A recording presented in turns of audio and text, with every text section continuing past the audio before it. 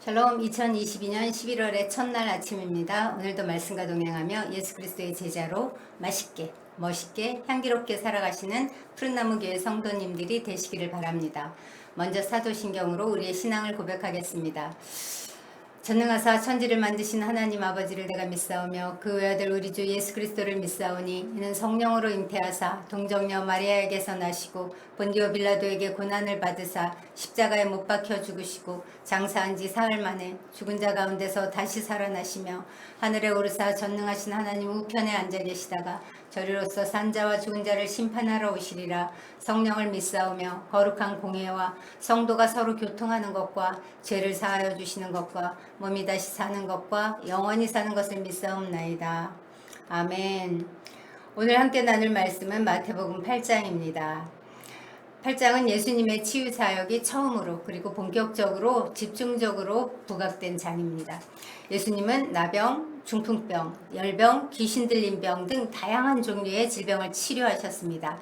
8장에는 또 꾸중 한마디로 바람과 바다를 잔잔하게 하신 사건도 나옵니다. 질병뿐만이 아니라 자연계를 지배하시는 주님의 권능을 드러내 보여주는 것입니다. 특히 귀신 들린 자를 고치시는 사건은 사단을 정복하러 이 땅에 오신 주님의 권세를 잘 보여줍니다. 이 모든 것이 의미하는 바는 천국의 실상과 그 권능이 예수님이 이 땅에 오심으로 말미암아 백성들의 그 실제적인 삶에 이미 실현되고 있다는 것을 증거하기 위한 것입니다. 8장에 나오는 사건들이 하나하나 다 중요하지만 다 다룰 수 없기 때문에 오늘은 나병 환자 치유 사건을 중심으로 살펴보려고 합니다. 2절입니다. 한 나병 환자가 나와 절하며 이르되 주여 원하시면 저를 깨끗하게 하실 수 있나이다 하거늘. 지금은 나병이 치료 가능한 병이지만 얼마 전까지만 해도 나병은 불치병이었습니다. 하늘이 내린 형벌이라고 해서 천형이라고 불릴 정도로 잔인한 병이었습니다. 당시 문둥병자는 그 종교적인 이유로 혹은 위생적인 관점으로 일반 대중과 철저히 분리돼서 특정 장소에 격리되어 있었어야 했습니다. 만약에 이를 어길 경우 돌에 맞아 죽는 위험도 감수해야만 했습니다. 그런데도 이 나병 환자는 모든 사람이 보는 앞에서 예수께 나아왔습니다.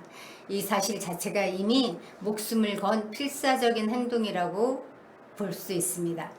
그의 모습을 보며 저는 생각했습니다. 이렇게 주님 앞에 나오기 위해서 목숨을 건 이 나병 환자도 있는데 나는 과연 얼마나 주님 앞에 나아가길 필사적인가, 정말 회개할 수밖에 없었습니다.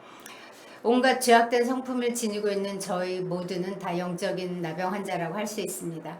오늘 모든 인습과 억압을 깨트리고 주님께 나온 이 나병 환자처럼 우리도 세속적인 욕망, 또 죄의 사슬, 그 나태, 그 육신의 안일함을 구하는 이런 모든 게으름, 이런 것들을 다 깨치고 주님 앞에 더욱 나아가는 저희 모두가 되기를 주님의 이름으로 기도합니다. 두려움을 떨치고 나온 그가 주님께 한 말은 주여 원하시면 저를 깨끗하게 하실 수 있나이다 입니다. 이 한마디 한마디가 얼마나 대단한 신앙 고백인지 아십니까?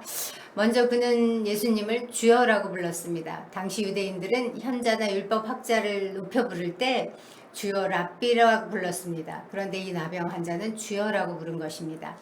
이 나병 환자가 예수님을 학자나 설교가 정도로가 아닌 능력과 위엄을 가지신 분, 자신의 문제를 해결해 주실 수 있는 주인으로 믿고 있었다는 것을 암시합니다. 그가 주여라고 부른 것은 주님, 당신이 아니시면 저는 죽습니다 라는 고백과 같습니다. 또 그는 원하시면 저를 깨끗게 하실 수 있나이다 라고 원하시면이라는 단서를 붙여서 요청했습니다. 실제로 한 인격적인 주체가 어떤 일을 이루기 위해서는 그 일을 이룰 수 있는 능력과 그 일을 성취하려는 강한 의지가 동시에 다 있어야 합니다.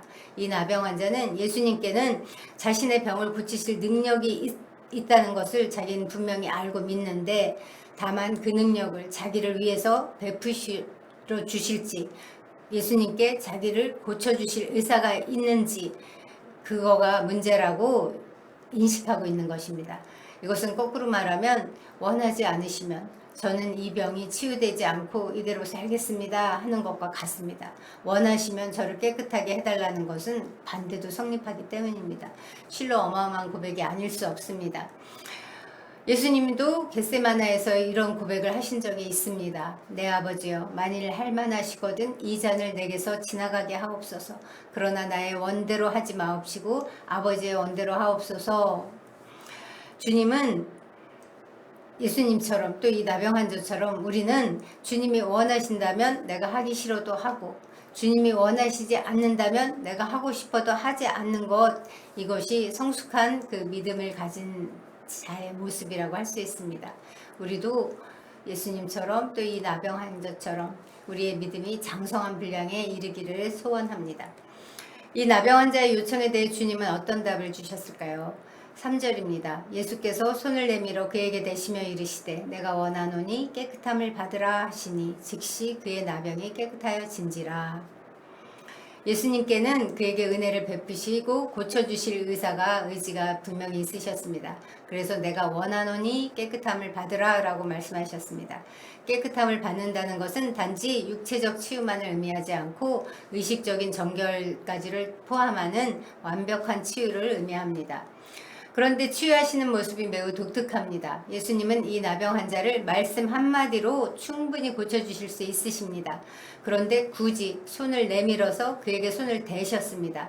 당시 율법에 의하면 문둥병자에게 손을 대는 것은 부정한 것으로 간주되었습니다. 그렇다면 예수님은 율법에 따라 부정한 자가 되었을까요? 아니요. 여기서도 오히려 그 반대가 성립되었습니다. 부정한 문둥병자가 정결한 예수님에게 닿음으로 정결하게 된 것입니다. 구약의 제사장들이 문둥병자의 치유 여부를 판별할 때 그에게 접촉해도 부정하지 않게 됐습니다. 그것처럼 예수님께서 문둥병자에게 손을 대도 하나님 앞에 부정하지 않게 된 것은 그분이 예수님이 곧 인류의 죄를 대속하기 위해 이 땅에 오신 진정한 대제사장이라는 것을 증명해 주는 것입니다. 예수님은 율법에 갇혀 있지 않고 율법을 지배하시는 분이십니다. 그분이 바로 율법의 완성이기 때문입니다. 그래서 예수님이 친히 마태복음 5장에서 내가 율법이나 선지자를 폐하러 온 줄로 생각하지 말라. 폐하러 온 것이 아니요 완전하게 하려 함이라 라고 말씀하셨습니다. 그렇습니다. 예수님은 율법을 초월하신 분이시지만 율법을 무시하지 않고 철저히 지키신 분이시기도 합니다. 그래서 예수님은 나병 환자에게 가서 제사장에게 그 몸을 보여 모세에 정한 그 예물을 드려서 저희에게 증거하라고 하셨습니다. 레위기에 나온 문둥병 규례를 따를 것을 당부하신 것입니다. 예수님은 율법을 부정하고 파괴하는 방식으로서가 아니라 율법의 요구를 들어주고 수용하는 방식으로 율법을 완성하신 분이십니다. 세례를 받으실 필요가 없으신 죄 없으신 분이셨는데도 예수님께서 세례 요한에게 세례를 받으신 것처럼 예수님은 율법을 지켜서 하나님의 의를 이루시는 그런 방식을 택하셨습니다. 우리 주님은 율법을 온전케 하시는 분이십니다. 두 번째 나온 치유 사건은 백부장 하인의 중풍병을 고치신 이야기입니다. 예수님은 이 백부장을 크게 칭찬하셨습니다. 이스라엘 중 아무에게도 이만한 믿음을 보지 못했다고 말씀하셨죠. 그리고 13절에서는 가라 네 믿은 대로 될지어다 하시니 그 즉시 하인이 나으니라 라고 기록됩니다. 저는 오늘 이 사건을 통해서 뜻밖에도 중보기도의 힘을 묵상하게 되었습니다. 백부장의 하인은 자기 주인이 자기를 위해 예수님을 찾아온 사실을 알고 있었을까요? 성경이 뭐라고 기록하고 있지 않기 때문에 우리는 그가 알았는지 몰랐는지 알 수 없습니다. 그러나 한 가지 분명한 것은 하인이 병을 낫게 된 그것은 전적으로 그 백부장이 그 주인이 예수님께 간구했기 때문이라는 것입니다.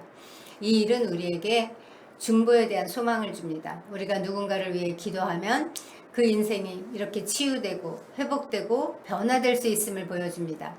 그 사람이 내가 그를 위해 기도하고 있는 것을 알든지 모르든지 하나님이 역사하시기 때문입니다. 우리 교회에는 중보사역팀이 있습니다. 매주 목요일 9시에 줌으로 성도들을 위해 교회를 위해 나라와 민족을 위해 기도합니다. 그간 크고 작은 응답을 많이 경험하게 하셨습니다. 물론 사람은 통로일 뿐이고 그 일을 이루시는 분은 하나님이십니다. 그럼에도 기도하지 않았더라면 알 수 없는 일, 물떠온 하인들만 아는 기쁨을 주셔서 중보자들을 종종 위로해 주십니다. 우리가 하나님께 기도를 드릴 수 있고 하나님께서 우리의 기도를 통해 일하신다는 것을 아는 것은 모든 그리스도인들의 기쁨이자 특권입니다. 이 특권은 빼앗기지 않는 저희가 되었으면 좋겠습니다. 성도 여러분, 혹시 여러분 중에 절박한 상황에서 주여 원하시면 이러면서 주님의 뜻을 구하는 일이 있으십니까? 급한 기도가 필요하시다면 저에게 개인적으로 연락을 주셔도 좋고, 예배당 로비에 중보 기도함이 설치되어 있습니다. 거기에 기도 제목을 적어서 넣어주시면 중보팀이 합심해서 기도해 드리겠습니다. 8장에는 그 밖에도 많은 치유 이야기들이 나옵니다. 이를 통해서 마태가 정말 하고 싶은 이야기는 무엇일까요? 17절입니다.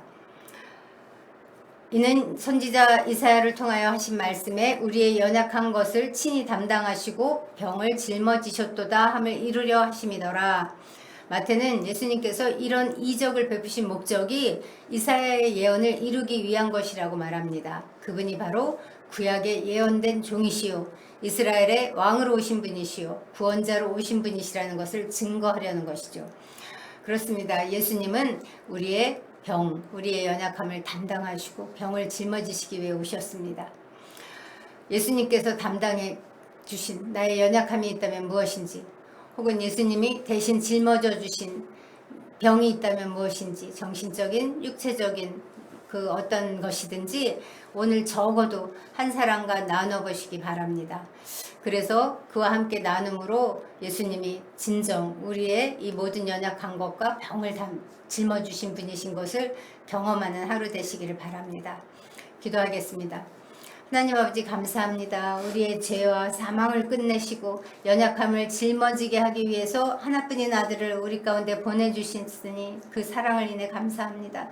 나병 환자가 죽음을 무릅쓰고 주님 앞에 와서 주여 원하시면 저를 깨끗하게 하실 수 있나이다 라고 고백했던 것처럼 우리도 주님의 주 되심을 온전히 또 겸손히 의뢰하는 그런 하루 살게 하시옵소서.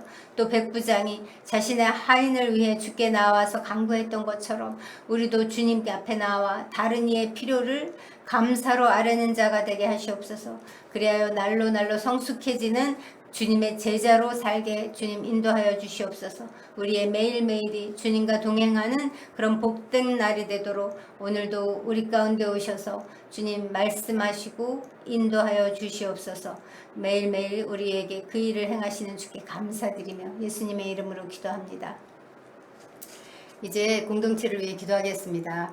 우리 공동체 안에는 여러 가지 다양한 어려움에 처한 지체들이 많이 있습니다. 그들을 정말 우리가 오늘 백부장처럼 그들을 위해 그들의 어려움을 가지고 하나님 앞에 중보자로 나가서서 기도하는 한날 되게 해달라고, 그리고 각각 내 곁에 두신 지체들 기억나게 하는 그 지체들의 그 문제를 주님 앞에 가져나가서 구하는 그런 기도하는 한날 되게 해달라고 기도하시겠습니다.